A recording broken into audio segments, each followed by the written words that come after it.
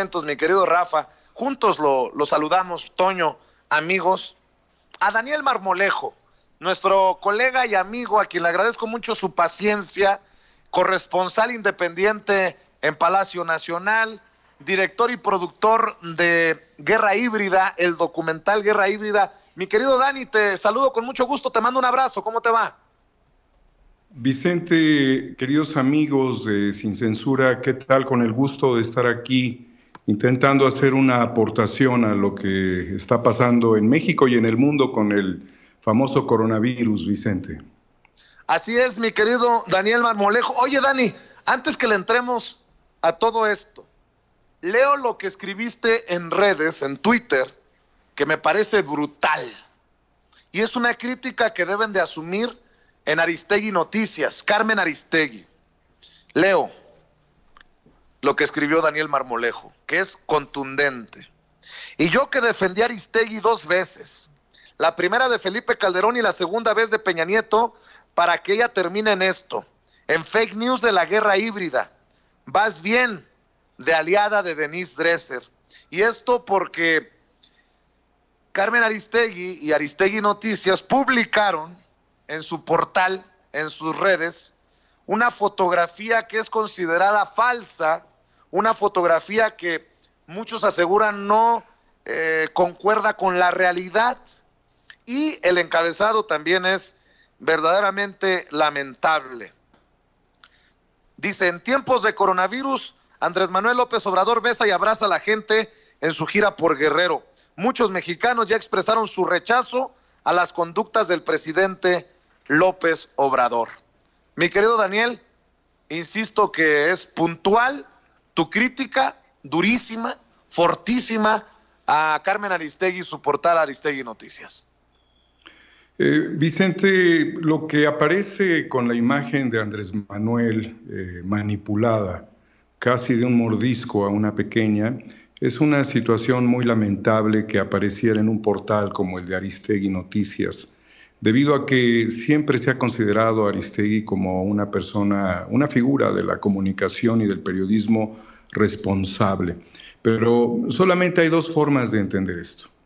O Aristegui está infiltrada y perdió la línea y el control editorial de su portal, o forma parte de la estrategia de guerra híbrida mediática en la misma línea que otros comunicadores chayoteros, estos que han vivido del régimen y bueno, pues que quedaron exhibidos también con el anuncio anticipado de una defunción por coronavirus del señor José Curi. Realmente es muy lamentable que Aristegui haya llegado a este nivel de juego, porque estaríamos hablando que se están alineando las estrategias de ataque a la Cuarta Transformación, y no porque haya que respaldar a la Cuarta Transformación, ni ser voceros de la Cuarta Transformación, sino porque es una vil mentira. Además de ello, es necesario reflexionar que Aristegui fue víctima de Felipe Calderón, y una de las principales aliadas de la esposa de Felipe Calderón es Denise Dresser, que aparece en muchas fotografías abrazadas de Margarita Zavala de Calderón, y que Denise Dresser, bueno, pues tiene otro tipo de críticas y de análisis que incluso han aparecido en Wikileaks, de lo cual ella se ha tratado de desentender como posibles vínculos con el gobierno de Estados Unidos, pero pues no está ajeno a este razonamiento, los acontecimientos que se dejan ver con la manipulación incluso de grupos de un feminismo empoderado, que además no es un feminismo indígena, no es un feminismo de minorías, sino que es un feminismo de élite, un feminismo separatista.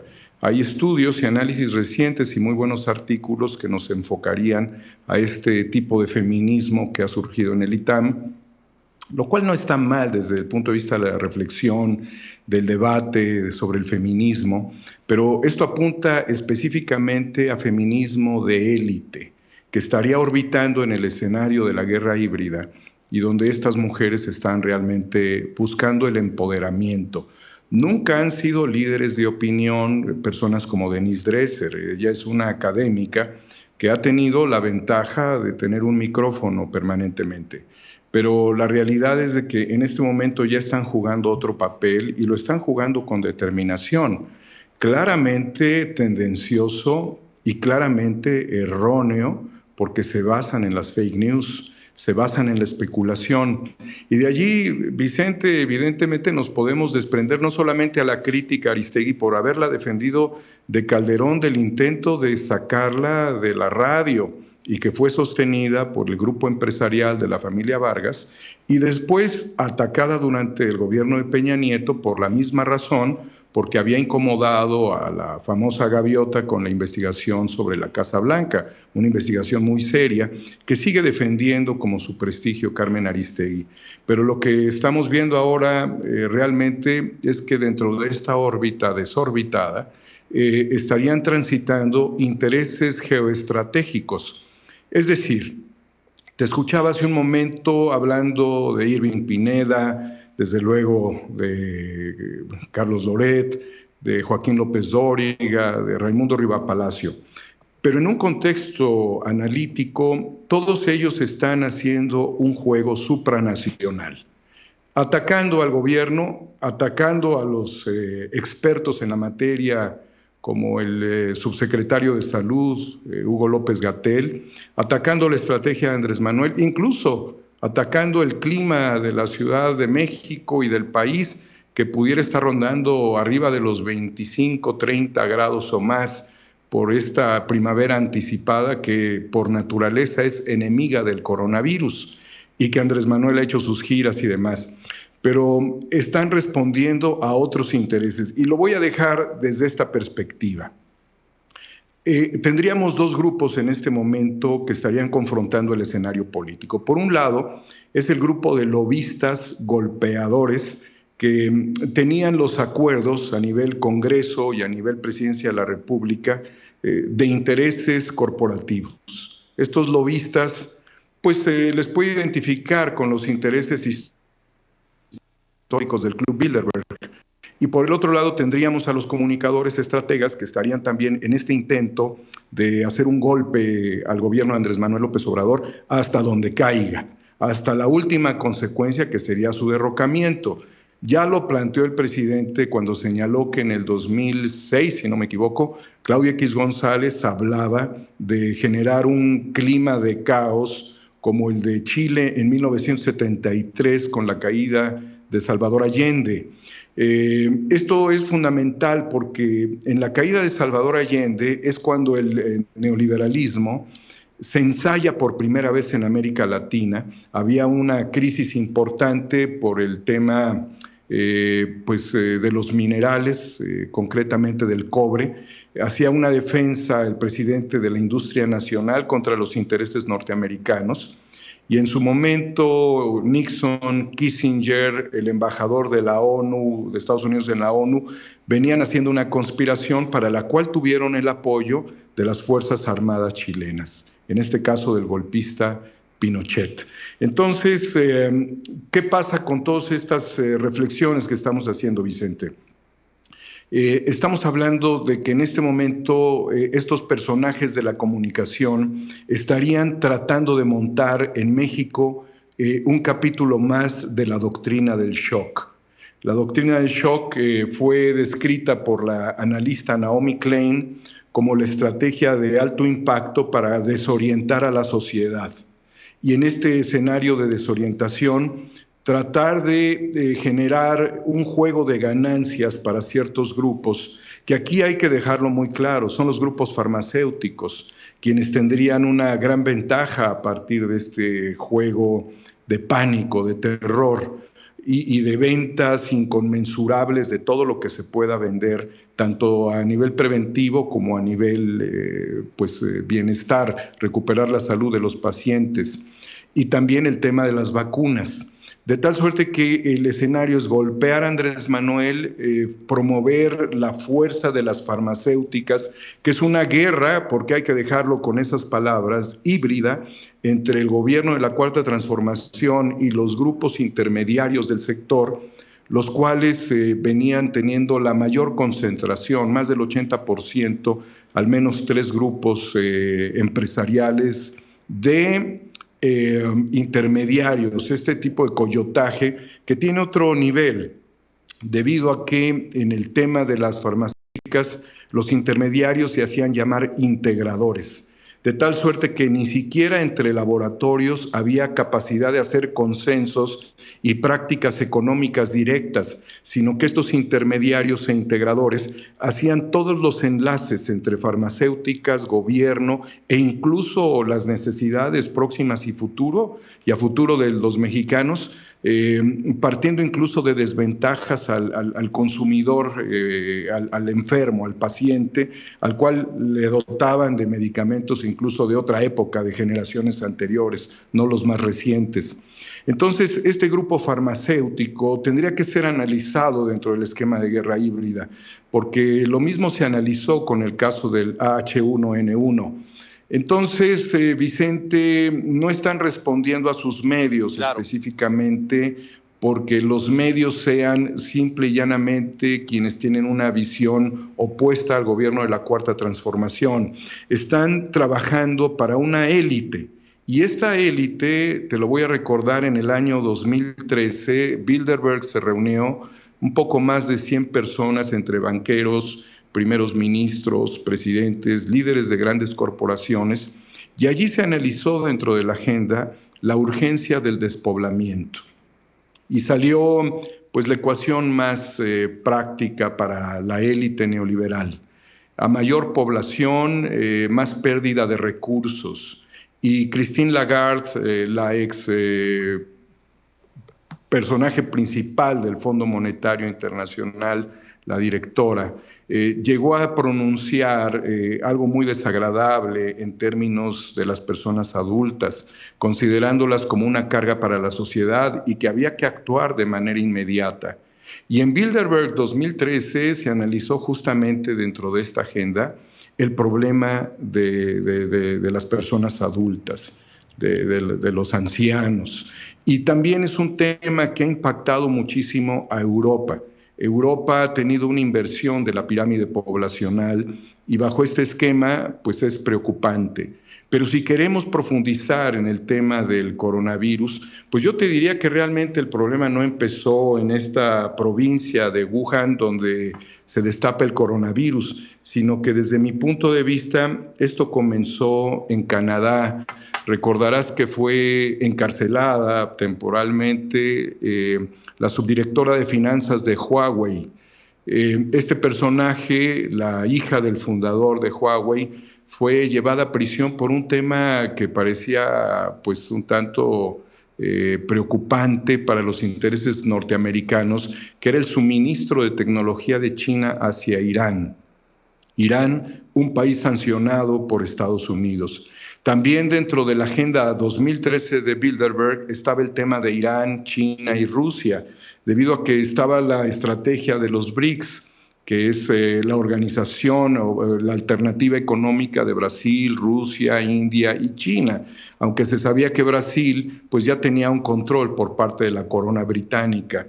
Pero en este camino económico de la ruta de la seda, Vicente, Toño, Rafa, amigos de Sin Censura, estaría la alternativa de la nueva economía, la alternativa a la globalización occidental. Es por ello que el desenlace hasta llegar al coronavirus tuvo una pausa importante que fue el asesinato artero de Soleimani, de este personaje fundamental en Irán y quien fue una pieza estratégica para poder contener el avance de los grupos islamistas que han estado pugnando por el califato de Irak y el Levante.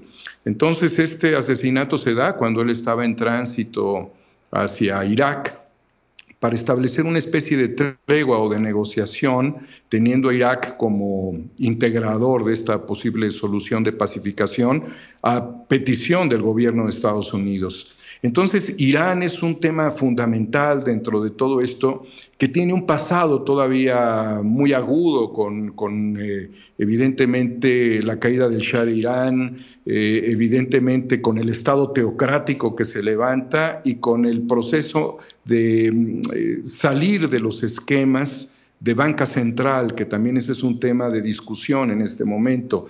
Esto que le causó finalmente la muerte y el derrocamiento y la muerte del presidente de Libia, que a su vez le generó a toda Europa una serie de conflictos migratorios impresionantes, ya que Gaddafi tenía el control de 125 tribus, las cuales, pues sin este personaje cupular y fundamental para la cohesión, terminó por generar una destrucción de esta zona de África y una enorme migración hacia Europa. Entonces, los que estamos de este lado, Vicente, y que hemos tratado de analizar estratégicamente este tipo de problemas, nos resistimos a pensar que el coronavirus surge como una pandemia de manera casual, porque a los chinos se les ocurrió comer tal cosa o porque hubo la contaminación de tal otra. Las costumbres chinas no son, son arraigadas, no son nuevas. Y me quedaría yo también en la reflexión de lo que señaló el vocero del exterior chino, culpabilizando a Estados Unidos por haber sembrado una cepa del coronavirus en esta región de China. Pero también es la tensión económica muy fuerte que ha tenido Estados Unidos contra China por el tema de la industrialización. Y es un tema, Vicente, que ha afectado mucho a México, porque recordemos que hace un par de años se canceló la inversión de la planta de Ford en San Luis Potosí por presiones también del gobierno de Estados Unidos. Entonces, a todo esto, si no le ponemos un espíritu racional y si no jugamos también la estrategia de la confianza en que los mexicanos salimos de los terremotos como el del 19 de septiembre del 85, del 19 de septiembre del 2017, que también salimos de la circunstancia de procesos electorales violentados por la antidemocracia del PRI y del PAN, previamente de un 68, y que estamos buscando una fortaleza como nación y como economía. Si no ponemos nuestra suficiente inteligencia en la gran apuesta transformadora del país, nos dejaríamos llevar por la corriente de estos adoctrinados globalistas, como son los personajes que durante toda la emisión ha señalado puntualmente, querido Vicente. Oye, Dani, déjame, Aristegui, cuando dices que estaba infiltrada, la posibilidad es, ¿te referías a Denise Dresser? Nada más pregunto. Mi querido Daniel, ¿me escuchas? Sí, ahora te escucho bien, sí. Discúlpame, te decía, cuando hablabas del caso de Carmen Aristegui, la posibilidad de que esté infiltrada, ¿te referías a Denise Dresser? Mira, evidentemente Denise Dresser tiene una agenda, pero yo no sé si para sacar este tipo de notas falsas hay alguien que esté manipulando el portal. Esa es una cuestión que se tendría que analizar editorialmente en Aristegui Noticias, ¿no? Nosotros, pues evidentemente no tenemos acceso a esto, solamente hacemos reflexiones y es una suposición. Me extrañaría mucho que un personaje como Aristegui estuviese jugando a esta estrategia de manipulación por la defensa que hicimos de ella, Vicente, porque fue una mujer que con mucha dignidad luchó por su espacio contra otros personajes incluso que le quisieron arrebatar el micrófono, como Pedro Ferriz. Recordarás que le estaba impidiendo físicamente Ferriz que ingresara al estudio a hacer la transmisión de su programa hace varios años y que ella defendió. Sin embargo, pues yo no sé qué coronavirus, qué tipo de virus le ha infectado al portal de Aristegui para atreverse a sacar estos ejercicios de manipulación. Pero si a manipulación vamos, realmente el padre, y así hay que dejarlo claro y lo voy a enfatizar, el padre del reduccionismo poblacional en México es Felipe Calderón Hinojosa. Ese es el padre del reduccionismo, pero es un actor protagónico dentro de la estrategia de operación mediática. Yo no sé si la Unidad de Inteligencia Financiera ha investigado las formas y las vías de operación y de financiamiento de este personaje nefasto para la vida pública de México, nefasto. Y creo yo que se tendría que analizar todo el esquema de operación, porque por allí se pudiese saber cuál es la línea que están jugando ciertos medios, porque es exactamente la misma de Calderón. Entonces me extraña mucho por eso que Aristegui esté en el nivel de funcionamiento orgánico de los globalistas como Calderón, que no solamente es globalista, que no solamente es el padre del reduccionismo poblacional, sino que consolidó en México el narcoestado. Mi querido Daniel.